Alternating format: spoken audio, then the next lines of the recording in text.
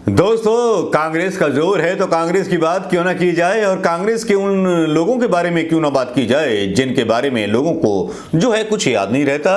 कांग्रेस के लोगों को याद नहीं रहता, मैनेजमेंट को कुछ याद नहीं रहता, कांग्रेस के आला कमान को याद नहीं रहता। अगर बात करें G23 की तो चलो, G23 एक ताना बाना था जो राहुल गांधी के आसपास बना हुआ था। चलिए, उससे अब थोड़ा सा छूटे हैं, लेकिन ऐसा ताना बाना जो राहुल गांधी और प्रियंका गांधी के आसपास है उससे कैसे छूट मिलेगी। लेकिन आज चलिए एक ट्वीट आता है। डॉक्टर वरुण पुरोहित जयपुर से बिलोंग करते हैं, राजस्थान कांग्रेस से, जिनके पास काफी सारे पद रह चुके हैं और बड़े बड़े पदों पर रह चुके हैं और पदों की उनको कोई लालसा नहीं है। सच्चे कांग्रेसी हैं, देश प्रेमी हैं, संविधान की रक्षा का ध्यान रखते हैं। उनको गाहे बेगाहे आपने कई टीवी चैनलों की डिबेट्स में देखा होगा। जो डिबेट्स में आते रहे हैं उनके मैं शॉर्ट साइड में डालता रहूंगा। देखिएगा, आज उन्होंने एक ऐसा ट्वीट किया जिसको देख करके मेरा ध्यान अचानक से उस ट्वीट पर चला गया। उन्होंने लिखा, गैर कांग्रेसी पृष्ठभूमि के लोगों को अनवरत रूप से कांग्रेस संगठन व सत्ता में उपकृत किया जा रहा है और ग्रास रूट पर कांग्रेस कार्यकर्ताओं को लगातार दरकिनार किया जा रहा है। भविष्य का संघर्ष कैसे होगा। यह ट्वीट उस टाइम आता है जब भारत जोड़ो की बात चल निकली है।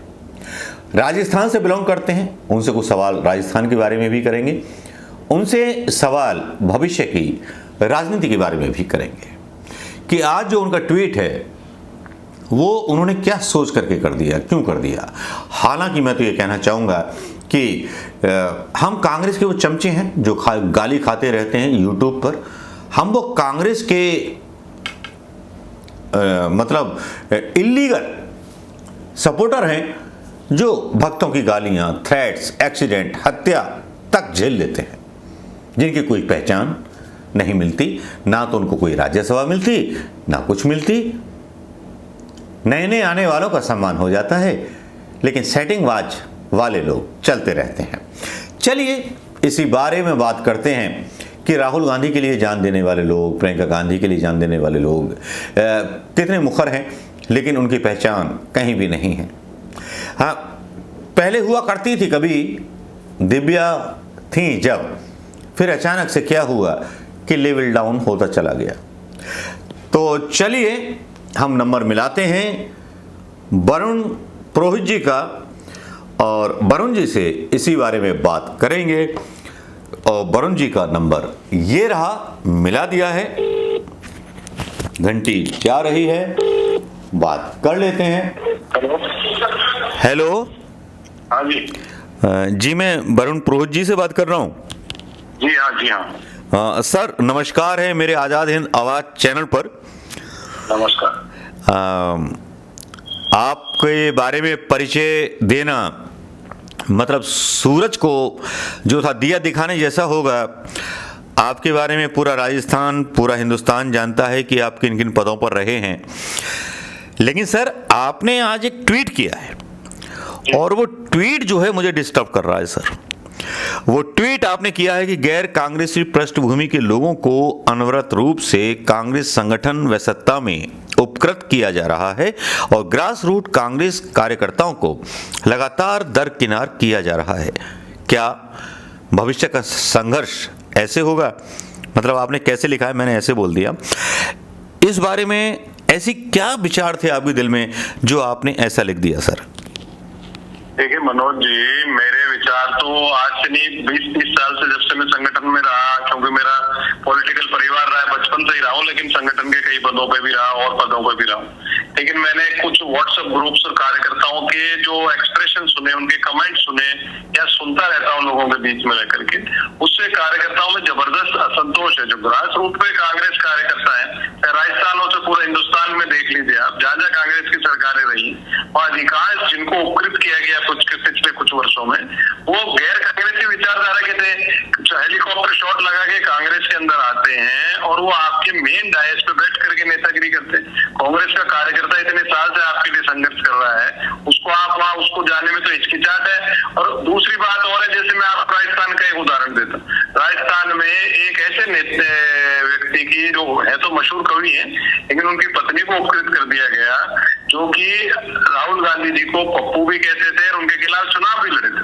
तो ये लोगों के जो ग्रास रूट वर्कर होता है, जो सत्ता आती है, सत्ता लाने के लिए काम करता है, तो उसको एक अपेक्षा भी होती है, सत्ता आती है तो सत्ता में मेरी भागीदारी होगी, तो उसके जो आशा होती है उसमें कुठाराघात होता है। इस चीज को जब तक नेता लोग नहीं पकड़ेंगे, हम लोग आप लोग नहीं पकड़ेंगे, तो संगठन की जब मर्म को नहीं समझेंगे तो संगठन को मजबूत कैसे करेंगे। संगठन मजबूत नहीं होगा तो एक के बाद एक चुनाव आते जाएंगे। 2023 में अभी 3-4 राज्यों में चुनाव, 24 में लोकसभा के चुनाव आते जाएंगे। चुनाव तो अनवरत प्रक्रिया है लोकतंत्र व्यवस्था की, लेकिन अगर उस चुनाव में आपको जीतना है, सीटें लानी है, अगर कांग्रेस तो पूरे दिल में, देश में, सब जगह बची हुई है। आज सारी विपक्षी पार्टियां भी कांग्रेस युक्त ही है, मुक्त की बात करते हैं, सारे कांग्रेस युक्त है, लेकिन जब तक हम हमारे संगठन को मजबूत नहीं करेंगे, कार्यकर्ता के मर्म को नहीं समझेंगे, उसके दिल की बात को नहीं समझेंगे। कांग्रेस में कैडर व्यवस्था जो थी, जैसे कि मैं आपको बताऊं, आप भी जानते हो, आप जानते हो कांग्रेस के बारे में, लेकिन मैं एक बार फिर आपको बताता हूँ। कांग्रेस में 27 साल तक एनएसयूआई में रहते थे, छात्र संगठन में, फिर उसके बाद 35 साल तक युवा कांग्रेस में रहते थे, उसके बाद जिला कांग्रेस और प्रदेश कांग्रेस में उनका एडजस्टमेंट होता था, एक कैडर बनता था। आज 25-26 साल का लड़का आता है हेलीकॉप्टर शॉट लगा के किसी न किसी सिफारिश से या कोई व्यवस्था से, जिसको मैं हमेशा बड़े नेताओं के लिए भी कहता हूँ, मलाई चाटू और सेटिंगबाज शब्द का मैं प्रयोग करता हूँ, वो आते हैं, उसके बाद आप सीधे उनको मेन कांग्रेस का कुछ बना दिया। तो जो बुजुर्ग लोग हैं 40 साल से, 30 साल से, 50 साल से कांग्रेस में काम कर रहे हैं, उनको वो थोड़ी आगे का कोई भेड़ बकरी का थोड़ी है, आपने किसी को बना दिया अपना, आप उसको हाथ कर जाएगा। ये कैडर का जो ध्वस्त हुआ है पार्टी में, कैडर ध्वस्त हुई है, इसको रीबिल्डिंग करने की आवश्यकता है। कोई आवश्यकता नहीं है इधर उधर भागने की। अगर आप कैडर को रीबिल्ड कर दो तो मेरा दावा है 1 महीने के अंदर भारतीय जनता पार्टी को आप नेस्तनाबूद कर सकते हो और कांग्रेस पूरे देश में वापस से जनता की अपेक्षाओं पर खरा उतर सकती है चुनाव लड़ करके। लेकिन ठीक है, व्यवस्था उसको सुधारने में हम लोगों को आगे आना होगा। ये भी एक सॉल्यूशन नहीं है कि आप अगर संतुष्ट नहीं हो तो पार्टी छोड़ के भाग जाओ, वो भी एक रास्ता नहीं है। अगर आप पार्टी से प्रेम रखते हो, पार्टी में अंदर रहिए, पार्टी को मजबूत बनाने का कार्य करिए। क्या कांग्रेस के पास ऐसे डेटा हैं कि जो कांग्रेस के कार्यकर्ता नहीं हैं या कुछ भी नहीं है, मतलब वो अपने फेसबुक पर, ट्विटर पर कुछ भी नहीं है, लेकिन लगातार संघर्ष करते हैं, सबसे ज़्यादा गालियाँ खाते हैं, उनमें से मैं भी एक हूँ और मेरे बहुत सारे दोस्त हैं, लेकिन हमें कोई रिकॉग्निशन आज तक नहीं मिला। वो बात आपने सही कही, हम ग्रास रूट के लोग नहीं हैं, हम एम्प्लॉयड लोग हैं जो ज़मीन पर आकर के ये काम कर भी नहीं सकते। हाँ, इंटेलेक्चुअल हैं, आर्टिकल लिख सकते हैं, वीडियोस बना सकते हैं। तो हमें ताज्जुब होता है कि जब हमारी पहचान या हमको कोई कांग्रेस के लीडर्स देखते हैं या नहीं देखते हैं पता नहीं चलता, तो बहुत सारे लोग जो हैं विमुख हो गए। कुछ ग्रुप के लोगों को पहचान कांग्रेस के अंदर मिल गई है, लेकिन उन लोगों को पहचान नहीं मिली जिनको वाकई में पहचान मिलनी थी। लेकिन फिर भी हमको चमचा कहा जाता है राहुल गांधी का, हमको सोनिया गांधी और गांधी परिवार का दलाल कहा जाता है। गालियां जितनी हमको पड़ती हैं ना सर यूट्यूब पर, मेरा आपसे इंटरव्यू करने का एक दूसरा मतलब ये भी था, आपने कहा गैर कांग्रेसी पृष्ठभूमि के, लेकिन जो कांग्रेसी पृष्ठभूमि के वोटर्स हैं जिन्हें कोई पद नहीं चाहिए, कुछ नहीं चाहिए, उनके बारे में बस मैं सहानुभूतिपूर्ण तो नहीं कहूँगा क्योंकि सहानुभूति की ज़रूरत नहीं है, लेकिन उनका करेज जब हमारे साथ कोई खड़ा नहीं होता तब थोड़ा सा दुख होता है कि हमें रिकॉग्निशन नहीं मिलता है। क्योंकि जो आपने डाला ट्वीट, उसी को देख करके मुझे लगा कि मुझे ये सवाल पूछना चाहिए, क्या वाकई में हमारी यूट्यूब वीडियो देखे जाते हैं या हमारी ब्लॉग्स देखे जाते हैं। मैंने तो ब्लॉग लिखता था 3 साल पहले, अपनी ब्लॉग्स आईडी बंद कर दी सर। इस बारे में आपका क्या कहना है सर? मनोज जी, जो आपका दुख है, आपका जो मर्म है, जो आपके अंदर असंतोष है, वही ग्रास रूट वर्कर का असंतोष है। आप ये मत कहिए कि मैं सोशल मीडिया पे एक्टिव हूँ या सर्विस में हूँ तो आप ग्रास रूट वर्कर नहीं हो। अगर ग्रास रूट का मतलब होता है जो नीचे के लेवल पे, डिस्ट्रिक्ट लेवल पे, ब्लॉक लेवल पे, स्टेट लेवल पे कांग्रेस के लिए किसी न किसी रूप में काम कर रहा है और उसकी आइडियोलॉजी कांग्रेस से जुड़ी हुई है। रिकॉग्निशन मिले नहीं मिले तो भी कांग्रेस के लिए अपना समय दे रहा है, खून पसीना बहा रहा है, वो असली कांग्रेस। देखिए, अभी वरिष्ठ नेता माने जाते हैं गुलाम नबी आजाद जी, उन्होंने पार्टी छोड़ी। तो मैं जब G23 बनाया था, जब भी इन चीजों पे कमेंट किया था, आज भी दोबारा कमेंट कर रहा हूँ, पार्टी में हो क्या रहा है। जो लोग 40-50 साल से मलाई चाट रहे हैं कांग्रेस पार्टी के नाम से, एक तरफ तो वो हो रहे, दूसरी तरफ 3-4 सालों से जो कांग्रेस में आए और कांग्रेस का मजा ले रहे हैं किसी न किसी रूप में, वो आमने सामने हो रहे हैं कि हम कांग्रेस में कुछ नहीं मिला वो करें, कांग्रेस में कुछ। तो असली ग्रास रूट वर्कर जिसकी आप बात कर रहे हो, मैं बात कर रहा हूँ, जो सालों से संगठन में या बगैर संगठन के कांग्रेस पार्टी के लिए काम कर रहा है, उसका तो कोई से नहीं हो रहा है। तो वो उसका से, उसका रोल, उसका रिकॉग्निशन हो, इस बात की मैं आवाज उठा रहा हूँ। मुझे आवश्यकता नहीं थी, मैं भी मलाई चाटू सेटिंग बाजू में जैसे मैं भी पदों पर रह सकता हूँ, बना हुआ, मेरे को कोई दिक्कत नहीं पॉलिटिकल परिवार से, खुद मेरा मैं कई पदों पर आप भी पद ले सकता हूँ। लेकिन मेरे अंदर, क्योंकि मैं बचपन से मैंने देखा कांग्रेस अंदर है, मैंने मेरे पिताजी को, बाबूजी को, सबको देखा है, मुझे पता है कि कांग्रेस पार्टी के कार्यकर्ता का क्या मर्म, उसका क्या दर्द है, उसके दिल में क्या हो। देखिए, जब तक 24/7 कोई नेता कौन होता है जो 24/7 कार्यकर्ताओं के लिए, आम आदमी के लिए अपने दरवाजे खुले रखता है और उसके सुख दुख में रात और दिन काम आता है, वो नेता होता है। आजकल हो क्या गया, कुछ एक क्रिएशन हो गया है, पूंजीवादी व्यवस्था आने के बाद से टेक्नोलॉजी का ज्यादा उपयोग होने लग गया, एक क्रिएशन हो गया। नेता कौन जो फेमस हो जाए या उसका प्रचार हो जाए या प्रोपेगेंडा जाए, वो नेता। इसलिए राजनीतिक व्यवस्था देश की गर्त में जा रही है। ये भी एक बहुत बड़ा प्रश्न है। जहाँ तक कांग्रेस पार्टी की अपन चर्चा कर रहे हैं, कांग्रेस पार्टी के अंदर मैंने फिर कहा, जब तक कैडर रीबिल्ड नहीं होगा, और कैडर क्या है, ऑलरेडी मौजूद है हमारे पास, ये कैडर रीबिल्ड नहीं होगा, जब तक कांग्रेस पार्टी को मजबूत होना, मुझे नहीं लगता है कांग्रेस पार्टी मजबूत हो पाएगी। क्या सर, आपको इंटरप्ट करना चाहूँगा कि प्रियंका गांधी क्या इमरान प्रतापगढ़ी से नीचे थी? क्या प्रियंका गांधी को राज्यसभा सीट नहीं दी जानी चाहिए थी? ऐसा क्या है कि जो प्रियंका गांधी को इग्नोर किया गया और इमरान प्रतापगढ़ी को वरिष्ठता दी गई?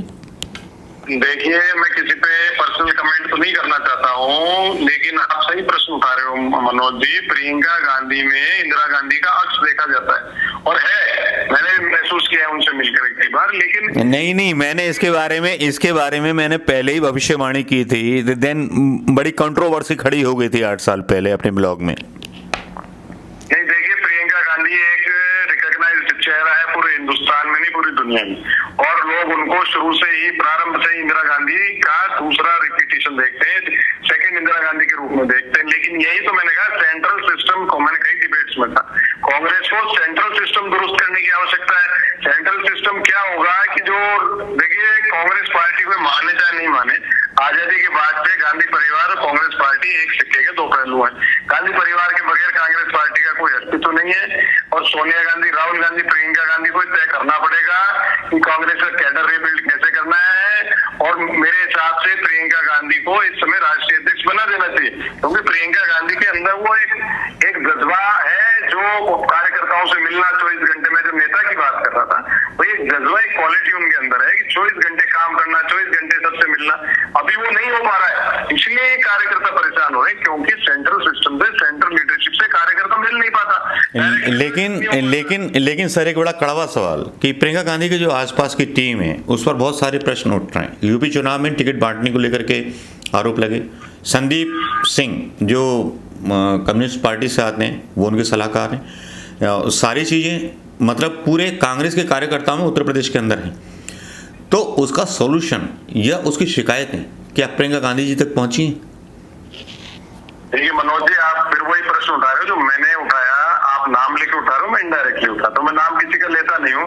देखिए, प्रियंका गांधी जी हो चाहे राहुल गांधी जी हो, इनके जो चारों तरफ एक घेरा डाल रखा, मैंने कहा ना सेंट्रल सिस्टम, इनका नाम नहीं लिया मैंने, सेंट्रल सिस्टम को सुधारने की जरूरत है। सिस्टम क्या होता है, आपके सलाहकार भी होते हैं, आपका स्टाफ भी होता है, आपके सुरक्षा के अधिकारी भी होते हैं, वो एक सिस्टम होता है। उस सिस्टम के अंदर करेक्शन करने की आवश्यकता है, क्योंकि जब तक डायरेक्ट कनेक्ट कार्यकर्ताओं से नहीं होगा, जब तक आप नेता नहीं बन सकते हो। तो प्रियंका गांधी में वो क्वालिटी है, लेकिन प्रियंका गांधी जी को देखना होगा कि उनको आम आदमी, आम कार्यकर्ता से कैसे कनेक्ट होना है।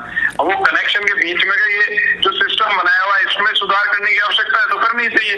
और जहाँ तक उत्तर प्रदेश का चुनाव है, उन्होंने इतनी मेहनत की, इतनी रैलियां करी, लोग कुछ भी गए, सक्सेसफुल थी कि नहीं थी, मेरे हिसाब से पूर्ण रूप से सक्सेसफुल थी। जहाँ 32 साल लेकिन सर टिकटों का गलत बंटवारा हुआ। बुलंदशहर से ही 5 सीटें साफ निकल रही थी, मेरठ 6 से काफी सारी सीटें निकल रही थी, और बार बार बोला गया, लेकिन किसी ने सुना नहीं। पैसे मांगे गए, कामयाब जो 2-2 साल से लगे हुए उम्मीदवार थे, उनको टिकट नहीं दिया गया। टिकट दिया गया बाहर से ला करके, पूनम पंडित पता नहीं कौन थी, कैसे आई, क्यों आई, सेलिब्रिटी बन करके आई। बहुत सारे ऐसे लोग हैं जिनको टिकट दिए गए। रेखा शर्मा शिकारपुर में, मैं अपने ही वहाँ की बात बता रहा हूँ, इतने ये लोग एक एक डेढ़ डेढ़ 2-2 साल से प्रचार कर रहे थे, उनको टिकट नहीं दिए गए। देखिए मनोज जी, आप एक 2-2 3-3 4 साल की बात करते हो, 20-20 30-30 सालों वालों को भी कई बार टिकट नहीं मिलते हैं। लेकिन जो आप नहीं,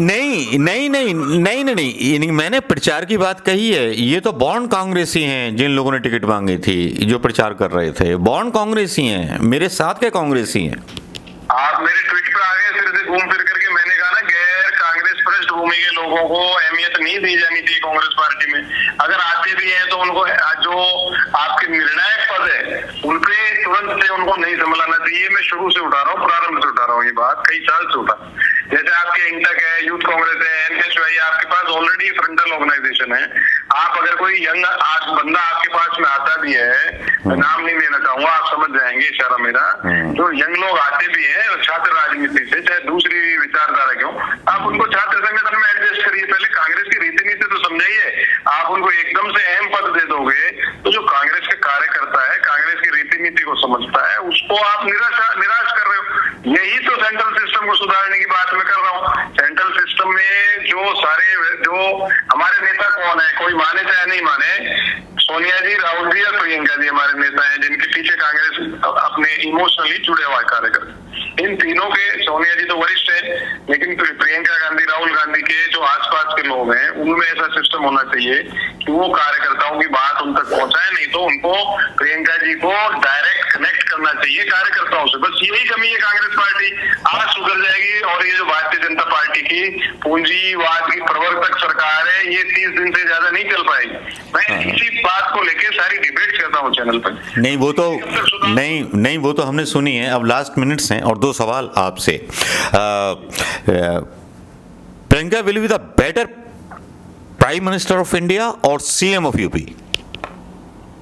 प्रियंका जी के बारे में आप प्रश्न कर रहे हो। देखिए, प्रियंका गांधी, मैंने आपको नेशनल और इंटरनेशनल फेस है, क्योंकि इंदिरा गांधी का अक्ष दिखता हूं। जिसमें इंदिरा गांधी का अक्ष दिखेगा उसको आप एक स्टेट से बांध के नहीं रख सकते हो।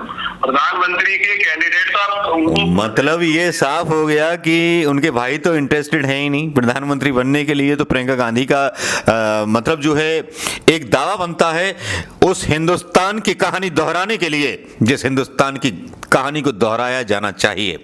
राहुल गांधी जहां लोगों को माफ करने की बात करते हैं, प्रियंका गांधी जिनमें इंदिरा जी का मतलब एक वो दिखता है, चेहरा दिखता है, तो हर हिंदुस्तानी को उनमें चेहरा दिखता है।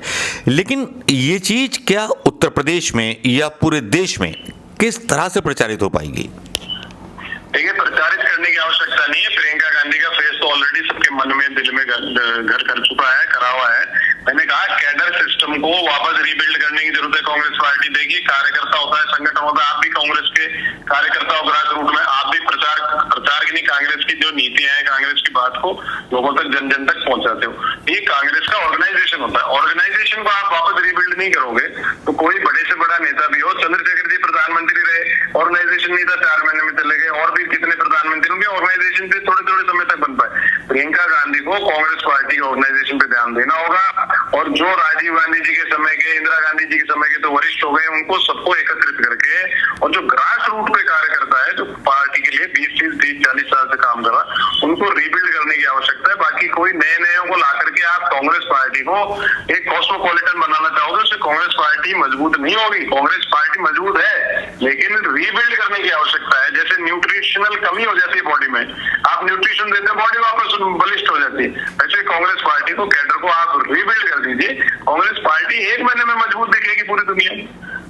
थैंक यू सर, मेरे चैनल पर इतनी सारी बातें करने के लिए। अब बात तो यही बनती है कि राहुल गांधी जहां एक तरफ अपने सारे दावे छोड़ने को तैयार हैं, तब क्या दोस्तों, मैं अपने सब्सक्राइबरों से पूछना चाहूंगा, प्रियंका गांधी का दावा बनता है प्रधानमंत्री पद का, क्या कांग्रेस इस रिक्लेम को स्वीकार करेगी? कांग्रेस के नेता इस चीज को स्वीकार करेंगे, या प्रियंका गांधी को भी एक सियासत का शिकार बनाया गया है राहुल गांधी के खिलाफ खड़ा करके?